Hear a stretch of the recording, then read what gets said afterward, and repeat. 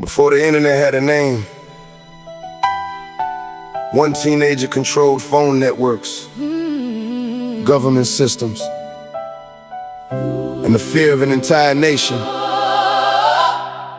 This is the real story behind America's most wanted hacker.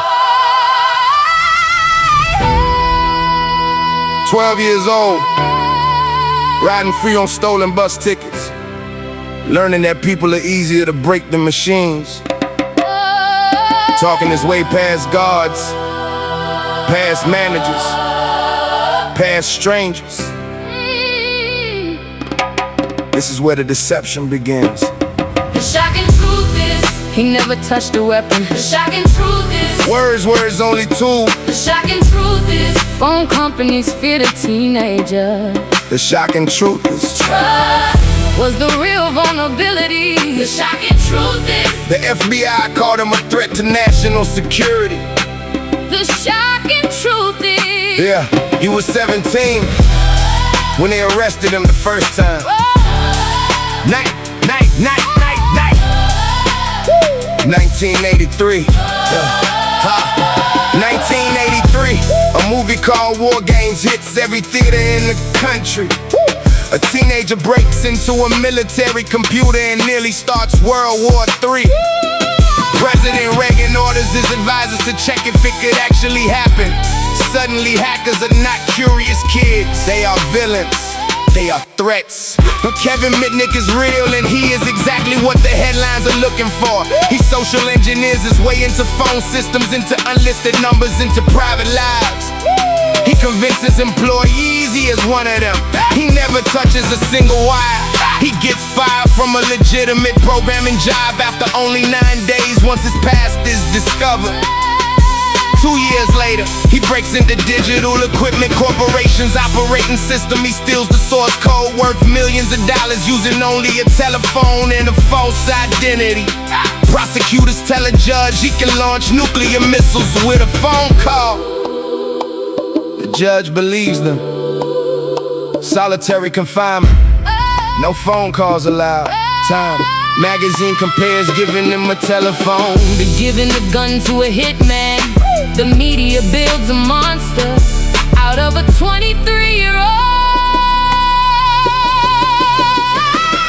The shocking truth is, he spent almost a year in isolation before any trial. the shocking truth is, The damages claimed against him reached $300 million. the shocking truth is, He was eventually charged $4,125 in restitution. the shocking truth is, That number is not a typing error. the shocking truth is, The government's own estimate was wrong by nearly $300 million. the shocking truth is, Nobody apologized for it. oh. 1992, his supervised release ends, and 3 months later he disappears completely.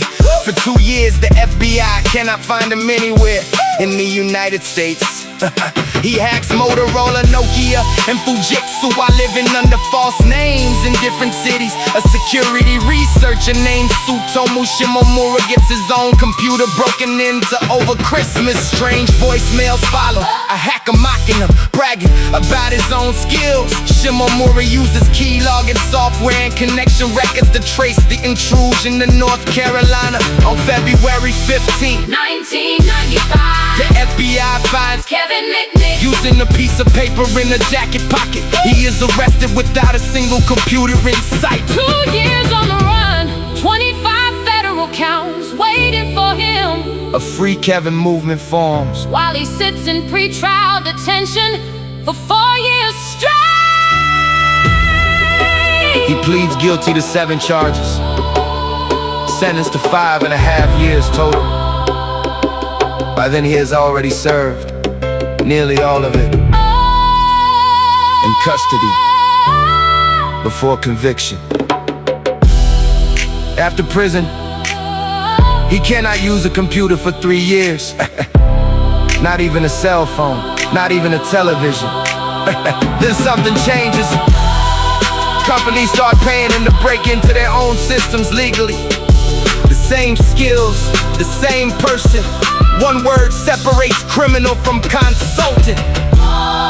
That word is authorization. Kevin Mitnick died of pancreatic cancer on July 16, 2023, at the age of 59. The most wanted hacker in American history became one of the most trusted security experts in the world.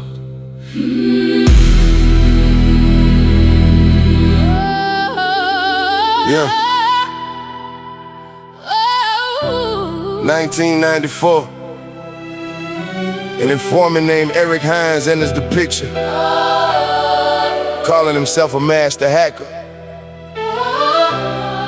Kevin and his friend Louis meet him at a burger restaurant. Scanning his body for hidden microphones. They find nothing, but something still feels wrong about this stranger with no fixed address. Hines mentions a testing system called CESAS, used by Pacific Bell to monitor phone lines. Kevin gains access anyway, listening in on private conversations across an entire telephone network. Weeks later, he discovers his own phone has been tapped, and the trail leads back to Hines. He tracks the apartment, the phone numbers, and finds they belong to a completely different man. Hines has been feeding information to the Federal Bureau of Investigation the entire time. In late September 1992, agents search Kevin's apartment, but leave without an arrest. 3 months remain on his supervised release, and he decides to stay and wait it out. Solitary confinement, no phone calls allowed.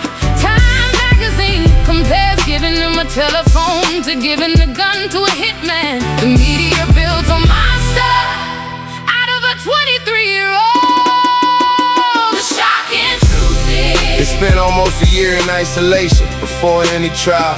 the shocking truth The is, damages claimed against him reached $300 million. the shocking truth is, He was eventually charged $4,125 in restitution.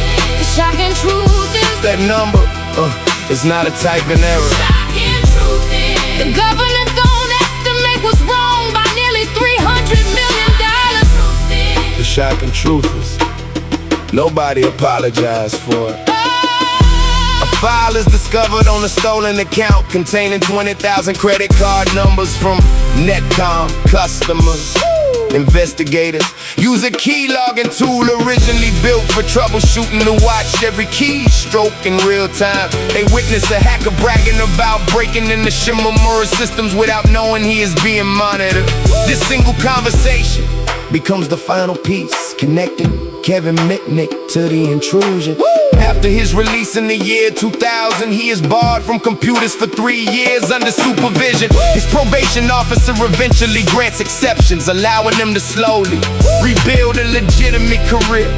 He becomes a paid security consultant, testing the same systems he once broke into without permission. He writes multiple books documenting his own story, including one called Ghost in the Wilds.